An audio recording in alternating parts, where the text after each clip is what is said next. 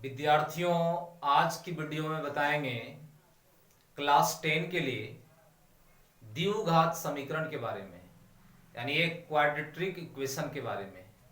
तो द्विघात समीकरण जानने के लिए उसके बारे में जितनी भी चीजें होती है वो जानने के लिए सबसे पहले हम इसकी डिफिनेशन को जानेंगे, इसकी परिभाषा को जानेंगे कि द्विघात समीकरण क्या है। तो द्विघात समीकरण एक वैसा समीकरण होता है जो a x square plus b x plus c equal to zero के रूप में हो। वैसा समीकरण जो a x square plus b x plus c बराबर जीरो के रूप में हो, ऐसा समीकरण द्विघात समीकरण कहलाता है। लेकिन इसमें कुछ कंडीशन है।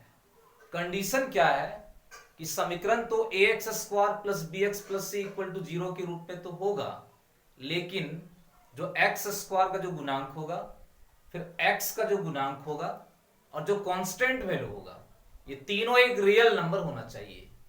हमने यहां लिखा भी है, द्विघात समीकरण का जो मानक रूप है a x square plus b x plus c equal to zero. तो इसमें एक्स स्क्वायर का जो कॉफिशिएंट है वो ए है, एक्स का जो कॉफिशिएंट है वो बी है और कांस्टेंट वैल्यू ये सी, ये तीनों एक रियल नंबर होना चाहिए। साथ ही साथ ए नॉट इक्वल जीरो, क्योंकि जीरो एक रियल नंबर है, जीरो एक वास्तविक संख्या है। तो अगर यदि ए के जगह पर जीरो हम बैठाएंगे तो ये पूरा जीरो से गुना होके एक्स स्क्वायर यानी पूरा जीरो हो जाएगा, और जब पूरा जीरो हो जाएगा तो समीकरण फिर इस फॉर्म में नहीं रहेगा, फिर कौन सा फॉर्म में आ जाएगा, बी एक्स प्लस सी बराबर जीरो के फॉर्म में आ जाएगा। तो उसको फिर हम द्विघात समीकरण नहीं कहेंगे। इसलिए ए नॉट इक्वल क्या होना चाहिए, जीरो। मतलब ए बी सी ये तीनों तो एक रियल नंबर, एक वास्तविक संख्या होना चाहिए, लेकिन ए के स्थान पर रियल नंबर जीरो नहीं होना चाहिए। तो वैसा जो समीकरण जो होगा उसको हम द्विघात समीकरण कहेंगे। समझ में आ गया होगा कि एक द्विघात समीकरण क्या है। फिर से एक बार समझिए, वैसा समीकरण जो a x square plus b x plus c बराबर जीरो के रूप में हो, जिसमें ए बी और सी, ए एक्स स्क्वायर का गुणांक, बी एक्स का गुणांक और सी कांस्टेंट वैल्यू, ये तीनों एक रियल नंबर, एक वास्तविक संख्या, यानी एक परिमेय या तो अपरिमेय संख्या होना चाहिए। लेकिन एक कंडीशन और है, ए नॉट इक्वल जीरो, मतलब ए जीरो नहीं होना चाहिए। तो ऐसा समीकरण द्विघात समीकरण कहलाता है। अब द्विघात समीकरण तो समझ में आ गया। अब हम नेक्स्ट समझेंगे कि समीकरण है तो समीकरण का मतलब होता है हल करना, हल करना और उसमें जो चर है वो चर का मान निकालना। तो द्विघात समीकरण जो हमने मानक रूप लिया है उसमें चर x के पदों में लिया है। चर क्या लिए, x के पदों में। तो इसका मतलब है कि ये समीकरण को हल करेंगे तो x का मान निकलेगा। तो x का मान निकलेगा तो x बराबर क्या होगा, मतलब द्विघात समीकरण का हल क्या होगा। द्विघात समीकरण का हल, हल को कहा जाता है मूल, यानी अंग्रेजी में इसको कहेंगे रूट। तो द्विघात समीकरण का जो मूल होगा, जो हल होगा, मतलब x का जो मान निकलेगा वो क्या होगा, x बराबर minus b plus minus root b square minus 4ac by 2a। x बराबर minus b plus minus root b square minus 4ac by 2a। ये एक द्विघात समीकरण का हल जो होता है तो यही होता है। x क्या, x के पदों में समीकरण हम लिए हैं इसलिए x बराबर लिखे हैं। कहीं द्विघात समीकरण y के पदों में होता तो हम इसका जो मूल है, जो रूट है, वो y बराबर लिखते। तो x बराबर यानी मूल बराबर ये फॉर्मूला होगा। आगे नेक्स्ट में यहां प्लस माइनस है, तो इसका मतलब है कि द्विघात समीकरण का दो मूल होगा, दो रूट होगा। तो पहला जो रूट होगा वो प्लस में लेके चलेंगे यहां, और दूसरा जो रूट होगा वो माइनस में लेके चलेंगे।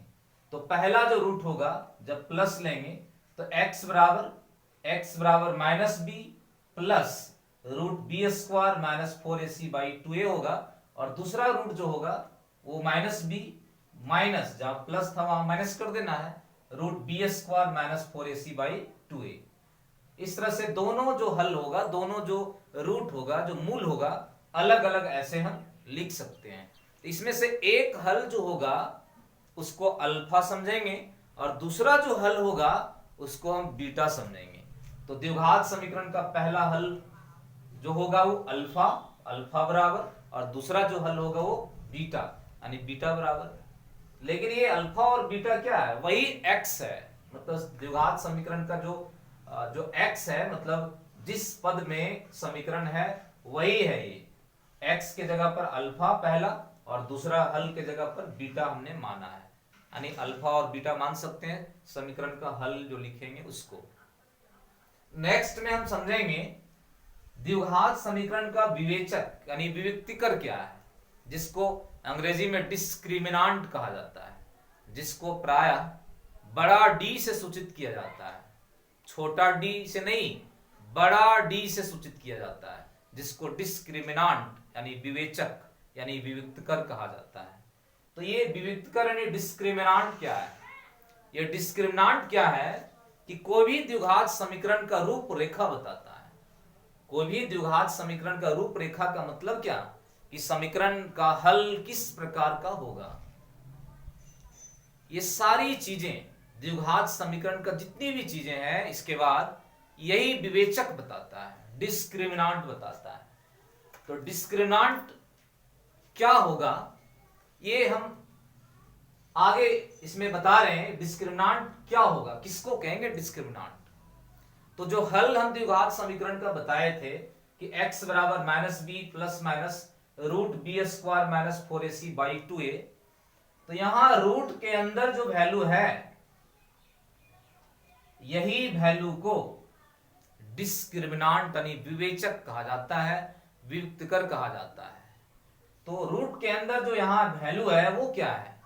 बी स्क्वायर माइनस 4ac, यही विवेचक है, इसी को हम विवेचक कहेंगे। और यही द्विघात समीकरण की सारी चीजें कि हल किसका वास्तविक होगा, किसका काल्पनिक होगा, किसका हल समान होगा, किसका हल असमान होगा, ये सारी चीजें इसी से पता चलेगा। तो डी किसको कहेंगे, विवेचक किसको कहेंगे? B square minus 4ac, root के अंदर जो है, इसलिए यहां पर हम लिखे भी हैं d बराबर बी स्क्वायर माइनस 4ac, एक द्विघात समीकरण का ये विवेचक है। इसको जब भी सूचित करेंगे तो बड़ा डी से सूचित करेंगे, छोटा डी नहीं, बड़ा डी से सूचित करना है। तो d बराबर बी स्क्वायर माइनस 4ac, ये समझ में आ गया होगा क्या है। अच्छा, अब जब d बराबर बी स्क्वायर माइनस 4ac जब होता है, तो जो द्विघात समीकरण का हल हमने लिखा था x बराबर, तो यहां पर हम क्या बैठा सकते हैं? अब d बैठा सकते हैं। तो जब d बैठाएंगे तो x बराबर क्या हो जाएगा? माइनस बी प्लस माइनस इसके जगह पर d, तो रूट d बाई 2a होगा। जब d यहां पर आ गया तो इसको अलग अलग हल लिखना चाहेंगे, क्योंकि हम बताएं कि इसका दो हल होता है। तो पहला हल जो x होगा वो minus b plus root d by 2a होगा, और दूसरा हल x बराबर minus b minus root d by 2a होगा। तो जो पहला हल होगा उसको हम अल्फा बोले थे कि अल्फा मानेंगे, और दूसरा जो हल होगा उसको बीटा मानेंगे। तो अल्फा ये हो जाएगा, बीटा ये हो जाएगा। इस तरह से द्विघात समीकरण का जो विवेचक है, जो डिस्क्रिमिनांट है, वो भी समझ में आ गया होगा। नेक्स्ट अब हम चलते हैं कि अगर यदि अभी हम बता रहे थे कि द्विघात समीकरण का सारा रूपरेखा तो विवेचक बताता है, तो अब हम देखते हैं कि विवेचक क्या होगा तो समीकरण कैसा होगा, उसका हल कैसा होगा। तो देखते हैं, सबसे फर्स्ट में यदि d का मान यानी विवेचक 0 से बड़ा होगा, d greater than 0, d greater than 0 का मतलब है कि d का मान जब 0 से बड़ा आ जाएगा तो समीकरण का जो द्विघात समीकरण का जो मूल होगा वो वास्तविक होगा। समीकरण का मूल क्या होगा? वास्तविक। लेकिन दोनों जो मूल होगा वो दोनों मूल असमान होगा, मतलब अल्फा का मान अलग आएगा और बीटा का मान अलग आएगा। नेक्स्ट में जब द्विघात समीकरण का d लेस देन जीरो हो जाएगा, लेस देन जीरो का मतलब है जीरो से छोटा, यानी माइनस में जब आ जाएगा, d का मान माइनस में जब आ जाएगा, d का मान हम किससे निकालेंगे, बी स्क्वायर माइनस 4ac से निकालेंगे। उसमें b किसको कहेंगे, b कहेंगे x का गुणांक को, फिर a किसको कहेंगे, x स्क्वायर का गुणांक को, और c किसको, कांस्टेंट वैल्यू को। मान इसमें बैठाएंगे तो आराम से d निकलेगा। तो d का मान लेस देन जीरो, यानी माइनस में जब आ जाएगा, जीरो से छोटा आ जाएगा, तो समीकरण का जो मूल होगा वो काल्पनिक होगा। समीकरण का मूल काल्पनिक होगा और दोनों मूल असमान होगा। अल्फा का मान अलग आएगा और बीटा का मान अलग आएगा। नेक्स्ट में चलते हैं कि यदि द्विघात समीकरण में d का मान कहीं जीरो हो, यदि d का मान कहीं जीरो हो तो दोनों इसका जो हल जो आएगा वो वास्तविक होगा और समान होगा। यानी d का मान जीरो होने पर समीकरण, द्विघात समीकरण का जो मूल होता है वो वास्तविक होता है और दोनों मूल समान होता है। नेक्स्ट में हम देखेंगे कि अगर यदि दोनों मूल समान होता है और d का मान जब जीरो आता है, तो जब समीकरण का हल का फॉर्मूला ये है और d की जगह पर जीरो बैठाएंगे, ये पूरा d जीरो हो जाएगा, तो क्या बचेगा, minus b plus minus 2a। तो इसका मतलब है कि ऐसे समीकरण का जो हल जो होगा वो पहला जो हल होगा वो पहला जो हल होगा वो क्या होगा, माइनस बी बाई 2a। क्या होगा, माइनस बी बाई 2a। और दूसरा जो हल होगा ये भी क्या होगा, minus B by 2a।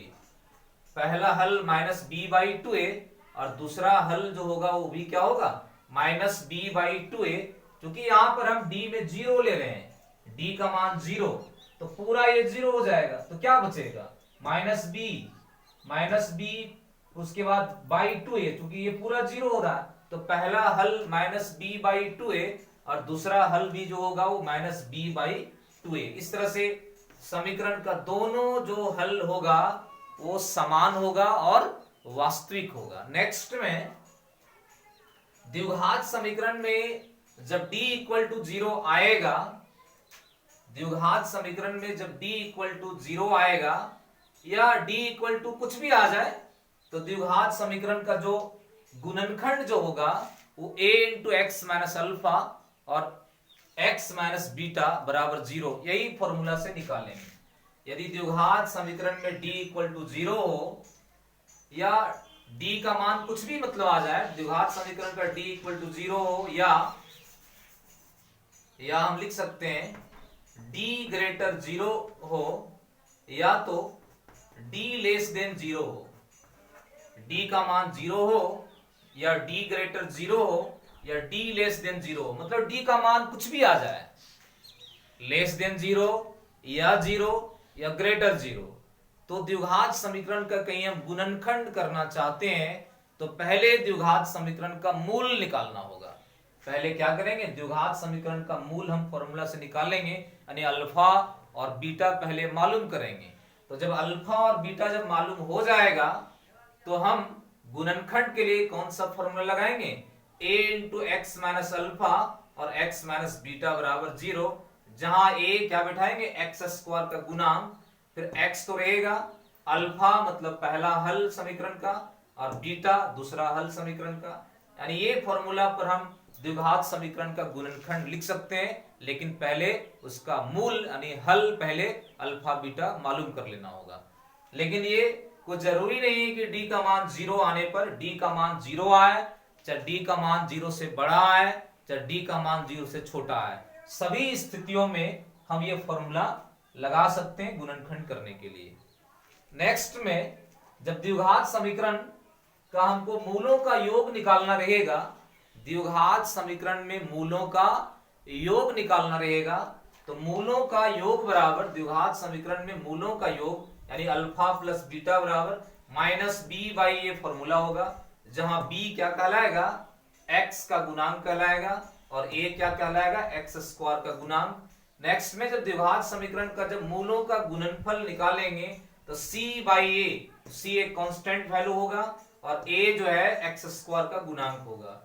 Next जब द्विघात समीकरण जब बनाना रहेगा और कहीं मूल मालूम रहेगा अल्फा और बीटा, दोनों हल मालूम रहेगा, तो द्विघात समीकरण का फॉर्मूला बनाने का x square minus alpha plus beta का whole into x plus alpha into beta बराबर 0 ये होगा। नेक्स्ट में जब d का मान जब 0 आ जाएगा, d का मान 0, तो ऐसी स्थिति में जब d का मान 0 होता है तो समीकरण का जो है गुणनखंड विधि से हल आराम से निकाल सकते हैं। यानी मिडिल टर्म को तोड़ करके हम गुणनखंड करेंगे और गुणनखंड करके द्विघात समीकरण का हल निकाल सकते हैं। लेकिन यदि d का मान 0 नहीं आ रहा है तो मिडिल टर्म को तोड़ करके हम गुणनखंड नहीं कर सकते हैं।